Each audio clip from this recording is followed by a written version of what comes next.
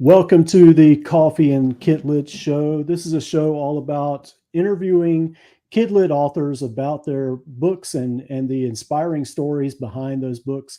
My name is Travis D. Peterson. I'm also a children's book author as well as a book designer. And so it's just really fun for me to be able to talk to these authors about their journeys and what they've learned along the way, as well as what their books are really all about. And it's such a wonderful experience. We've gotten into some really great conversations. I'm here today with Patty DeDurr, who is the author of This Kid Can Hyperfocus. So if you happen to know of a child or have a child who either has ADHD or has tendencies to hyperfocus, then this is the right show for you. I'm just going to just say that this happens to be Deaf Awareness Month. And that's kind of the focus of my own books because I'm the dad of a deaf child. And so all of my books are 25% off right now. I have Ada and the Helpers, which has ASL, finger spelling, and alphabet inside. I also just launched last week the BSL version of this book, or maybe, last week I did that over the weekend, the British Sign Language version of the book. So I'm really excited about that. And then my latest book is Never Ever Build a Blanket Fort. And you can pre-order this book on my website, launchmissioncreative.com. Both books are 25% off right now. But anyways, we are here to talk with Patty about her book. And so Patty, I'm so glad to have you on the show. Thanks for coming. Well, thanks so much for having me, especially with the time difference that you and I have right now.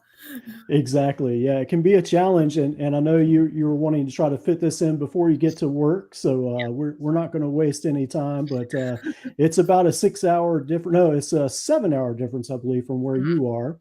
And it's really become a challenge for those on the West Coast in California. I've had some authors that have been joining me at 5 o'clock in the morning, and I know that can't be too fun for them, but it's just the way it goes. So I like to be able to do sort of a morning show and have it just to be, a casual atmosphere where we can discuss your books and that's what it's all about. So Patty, tell us a little bit about who you are and what you do. Well, my name is Patty DeDurr. I am an author. I'm also a healthcare worker. I myself have ADHD and Dysgraphia, which is a written expression disability. And then both my children have disabilities as well. We have a family of autism, dyslexia, dysgraphia, dysnomia, and ADHD. So lots of things going on in our house. Absolutely. Yeah. That must be a fun house. Juggling all these things. Yeah. Yeah. I understand. Well, I have a little bit of ADHD in my family. At least one person was diagnosed with that as a child. So I have some experience with that. And I'm sure there are more in the family that we don't know about, maybe even myself. I don't know. So tell us a little bit about your book, This Kid Can Hyperfocus. What's the story about? So the main character is a goat, and he's a young goat. So his name is Kid because goats are called kids. So we thought that was like a good play on words with This Kid Can Hyperfocus. So he has a lot of energy and creativity, and on the farm it's just been way too quiet. And he just feels like he needs to bring some more smiles and laughter and energy back into the farm. So he goes around and visits the different farm animals to kind of brighten up their day. And he's pretty, and he keeps on his focus. He hyper focuses throughout the whole book because that's his mission. So when you're hyper focused, you really are intent on just doing that one thing. You don't think about eating, you don't think about drinking, you just think about what you're currently working on. And that's kind of how his mission plays out in the book. So what inspired you to write this story? So with ADHD books, there's a lot of great books out there that talk about the diagnosis and ones you can kind of relate to with the child, especially after they maybe got their diagnosis. They can relate to the character, and a good way to introduce to the child that they may have ADHD. But there's not very many books out there that really just have a main character who happens to have ADHD, and it's just a story about that character. So I thought that was a nice kind of something that's needed out there, just to have a book that happens to have a main character with ADHD, written by someone with ADHD who really gets what ADHD is like. Yeah, absolutely. And that's actually something that we talked about last week. I had Katie Petruzziello on the show talking Okay. about her book, Mighty Mila. Yep. And that's one thing that we talked about was we need more characters where the main character might have some sort of, disability like deafness or ADHD or anything, but the book itself is not so much about their disability. It's Yep. just a great story. And both of you and Katie have done that very well here. Thank you. So what really pushed you to create this book and publish it, and what was the drive behind that? Yep. Was it? I Yeah. feel like with so many people, we all, like, during this COVID lockdown, kind of just we're in the house, and I'm like, something that a lot of people have always wanted to do is write a book. Do many people do it? No, but a lot of people always have this intention to do it. And the past decade has all been about all the different disabilities that we have in our household. And I thought, I have a voice, and especially along with my social media. Yes, it's about my book, but really my main social media focus is about IEPs and accommodations and how to get those in place and things like that. Because a lot of people, when they're starting the process, they don't even know what to do. I was like that when I started the process. I actually had to have an advocate come into one of my IEP meetings. I don't know what they're called in other, like where you are in Norway, but IEP is like the school, the plan for children that may have a disability where they can go get interventions and things like that. And then I just started looking at it, put the manuscript together, and then started the process, and didn't realize there's a lot to publishing a book, way more than like I ever thought of before the process even started. Absolutely. There's so much more that people don't even realize, like you said, until they get into it and questions start coming up. How do I do this? How do I find an illustrator? How do I find a printer? Yeah, there's so many different things that come up, and it's a big challenge, but it's a worthwhile challenge. And I don't think I've met any authors yet who can say, I wish I never did this. There's plenty of people out there who say, I wish I could do it, but nobody has said, I wish I never did. So the book itself, This Kid Can Hyperfocus. We talked a little bit about what that meant, but could you go into a little bit more detail about what hyperfocus means and how it's related to KID? Yep. So hyperfocus is when you really have the characteristic trait, people with ADHD, and I have this characteristic trait where they can really focus intently on something. So let's say, and it's usually something they enjoy. It's hard to hyperfocus on doing the dishes, let's say, but let's say building Legos for kids. They can really hyperfocus intently on that, on the building, on being creative with it. So while they're doing that, that's, they don't even sometimes hear the outside world because they're so focused intently on what they're doing, and their mind is like racing too with what they're doing as well. And they just want to complete this task at hand. And not only complete it, when you hyperfocus, it can go on for days, for weeks, for months, where you really you research it. You really go deep into it. You become like a master of it. You mentioned that you have ADHD. Is this something that you have experienced as well in your own life? Yes. Yeah. Being able to hyperfocus, it can be, and if you're in this hyperfocus mood, and let's say you're working on something on a computer, and someone may not know that you're currently hyperfocused on something and you're really intently on it, and they're trying to get your attention or distract you. And when you get out of it and they get your attention, it sometimes can be like overwhelming because you were so into this that you didn't even realize like something else was like happening right here. So what quickly, can you kind of describe some of the the pros and cons of hyperfocus, and I'm sure that it can be really helpful in some situations, but in Yeah. others, like you said, where somebody might be there and you may not even realize that they're even in the room. Yeah. What So would you like say to that? let's say like in school and it's read aloud time, or not read aloud, or read to self time. And so you're really getting intent on this book because you love like the Captain Underpants book. And so you're really like, you read all of his books, you're really into it, you're looking into it, and then you're supposed to transition to another subject or to another task. And sometimes that transition can be hard when you're so hyper focused on something else at the time. So there, I mean, Absolutely. that could be a difficulties with just in transitions if you are hyper focused on something.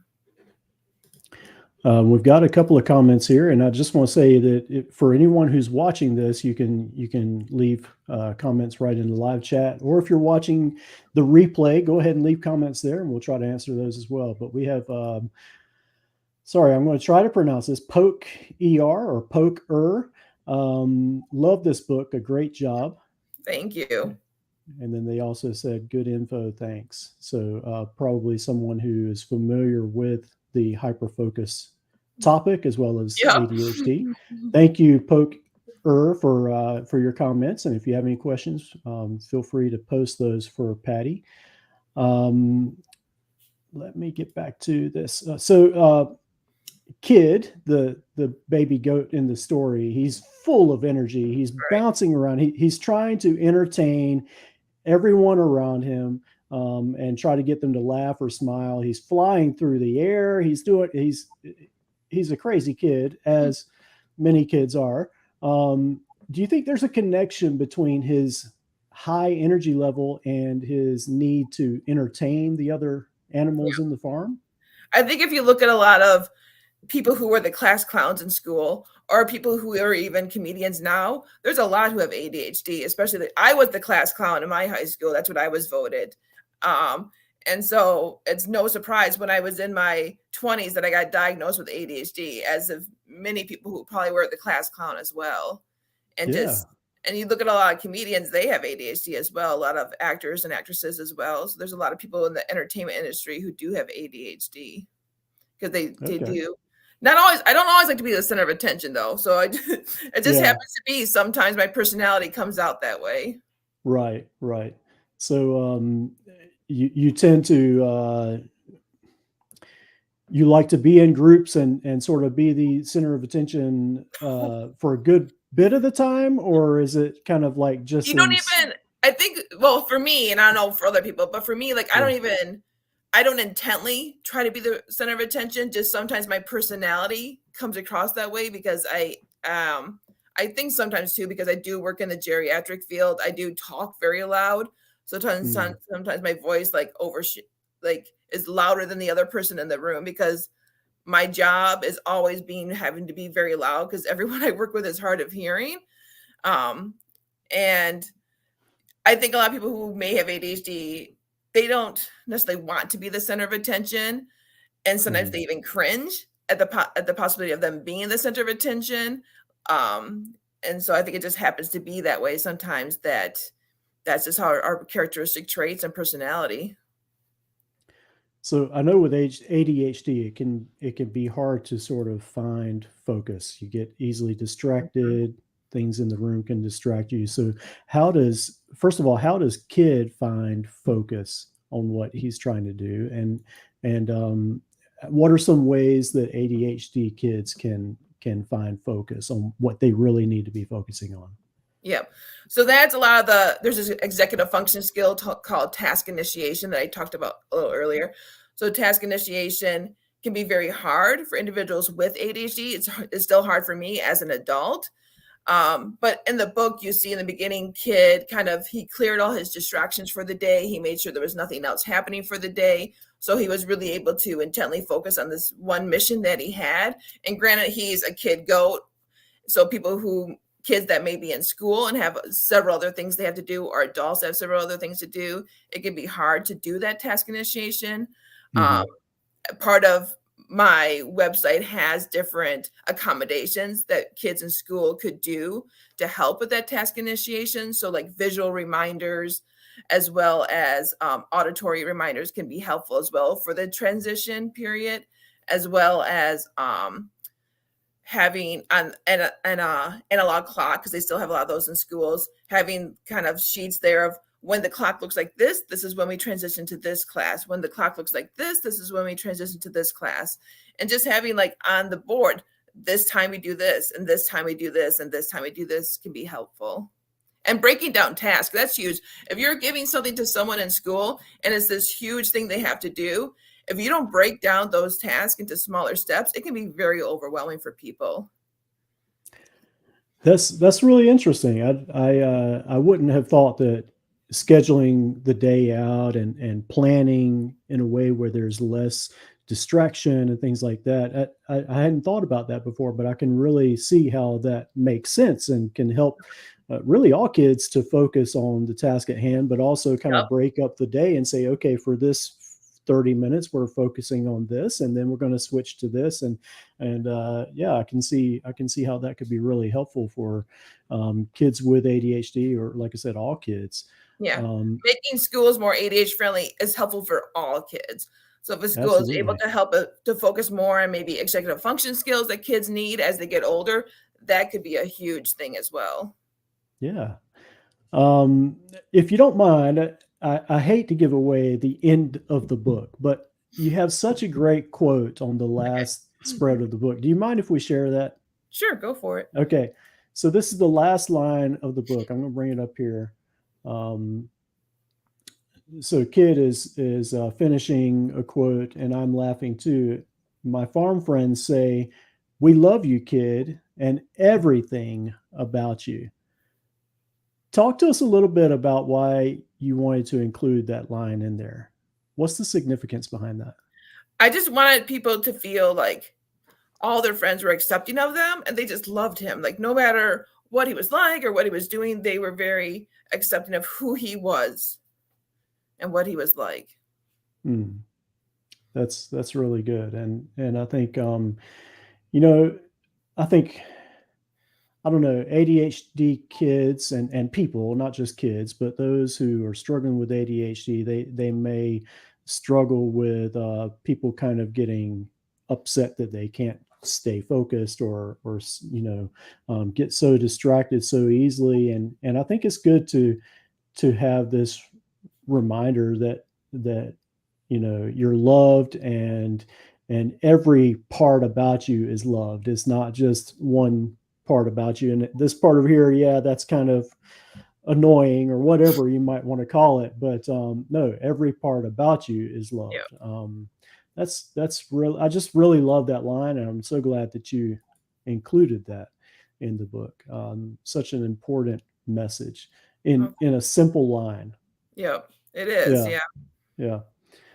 So you use this really special font in the book, and I know that this has some meaning to you specifically with dysgraphia, but tell us what this font is and what the purpose behind it is. Yep. So it's the Open Dyslexia font, and it is a font that the letters are heavier on the bottom to help like your eyes when you're reading the book, and also the spacing between the words and the letters is a little wider than typical fonts, which is helpful too, because sometimes with fonts things can be kind of smushed, especially if lines are too tight together. It can be kind of hard to read sometimes. So it's you need to have that spacing can help individuals who are dyslexic, as well as ADHD and other disabilities.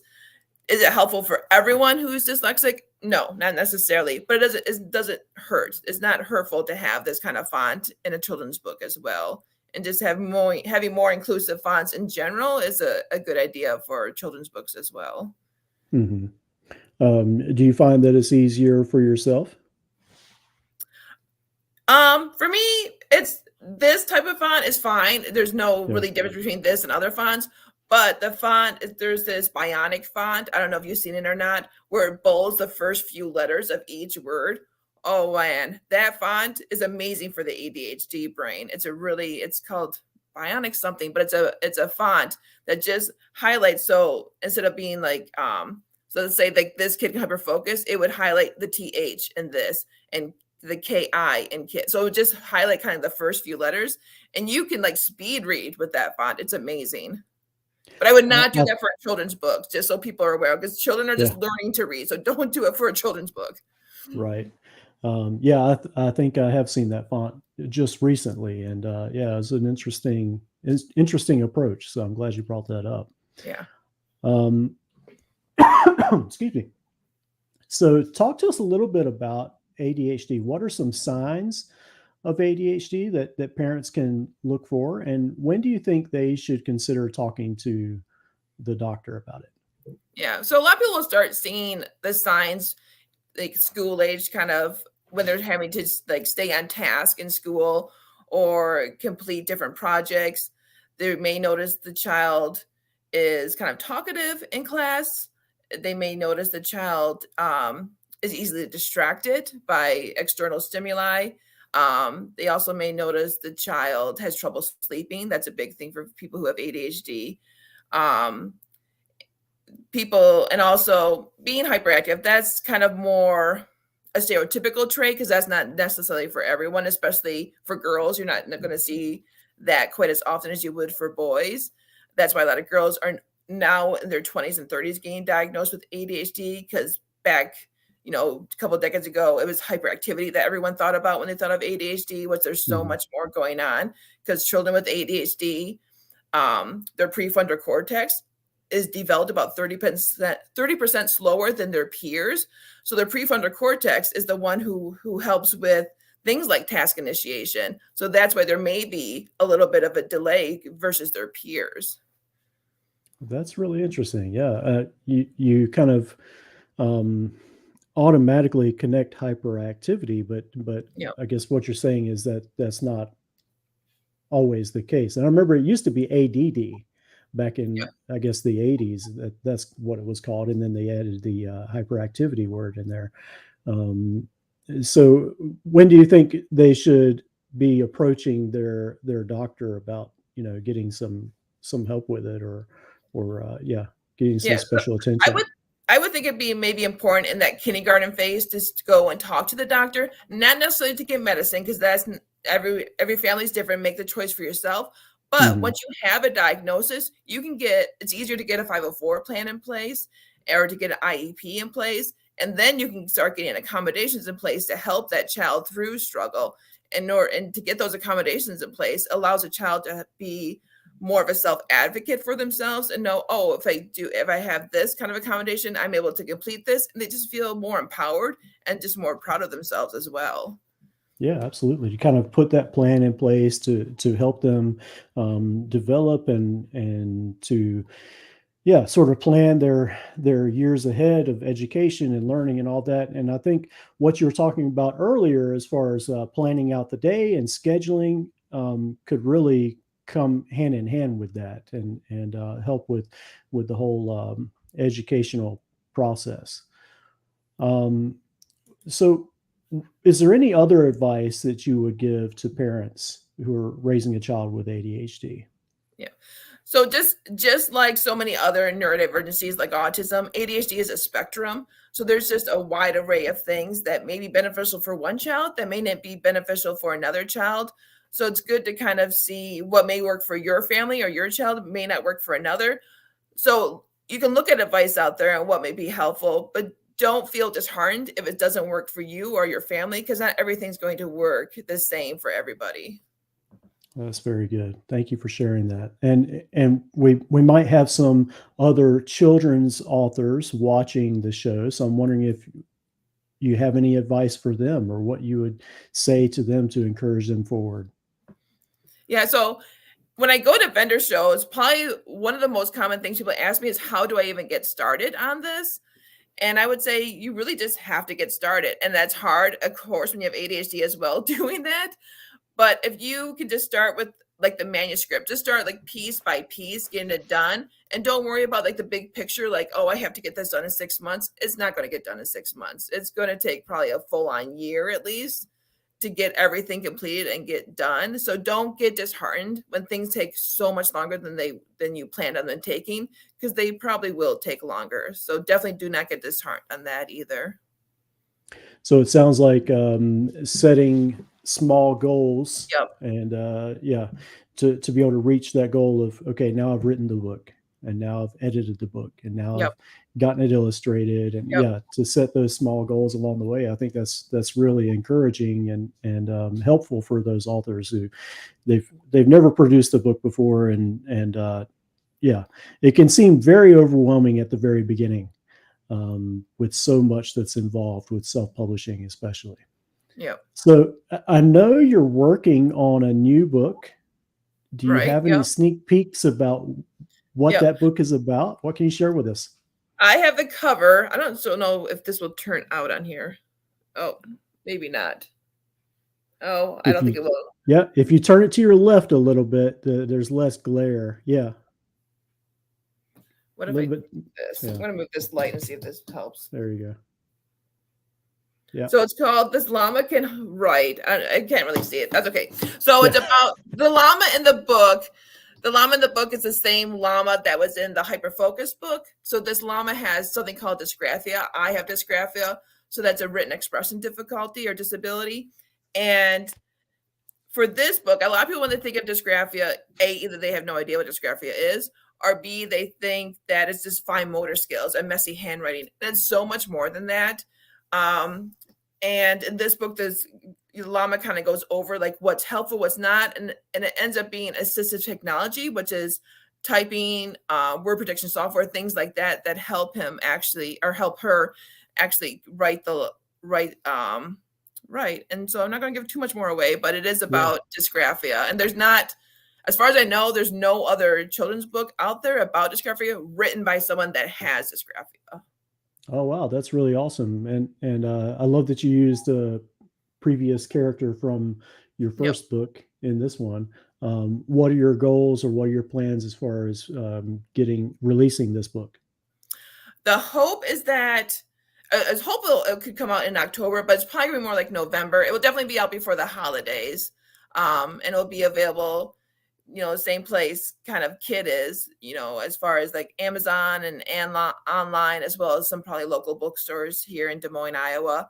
And it would make a great gift for classroom teachers because so many people do not understand what dysgraphia is, and they sometimes see their classmates maybe typing on a computer when they're having to do pen to paper, and they feel like it's maybe cheating to do typing when it's not. This is an accommodation that's needed for them to be able to write not only legibly but put their thoughts out, onto, I guess you could say paper, but onto the computer. Hmm. Um, so, what was I thinking about? You're wanting to publish this, looks like before Christmas, and Right. Yep. get that. Oh, what was you said you had some free resources on your website, I believe. Right. What's Yeah. your website? So it's www.sensinggreatness.com. So like you're sensing that you're great. So sensinggreatness.com. So I have quite an extensive accommodations list for ADHD broken out by each different executive function skill, as well as pretty intensive dysgraphia accommodation list broken down by each grade level. And then I have accommodation list for dyslexia and dyscalculia. What dyscalculia is about math. Okay. So a lot of great information there. Sensinggreatness.com. Is that right? Yep, it is. Yeah. Okay. And so This Kid Can Hyperfocus is out now. You can get this on Amazon and other places, but I have the Amazon link down in the description below. So be sure to click on that and check out Patty DeDurr's book, and be looking for that new book coming later this year. That's really awesome. Thank you. That it's coming so soon too, because Christmas will be here before we know it. So if I it's know. coming out before then, that's awesome. If you're watching the show and you really like this kind of content, if you like hearing about other children's books that are really helpful and inspiring, then I hope you will just click that subscribe button and follow along. There's been some really great interviews that I've had with other authors, and I've got more coming up throughout the year. In fact, next week I have Marci Greenberg Cox on the show to talk about Mommy Has a Boo Boo.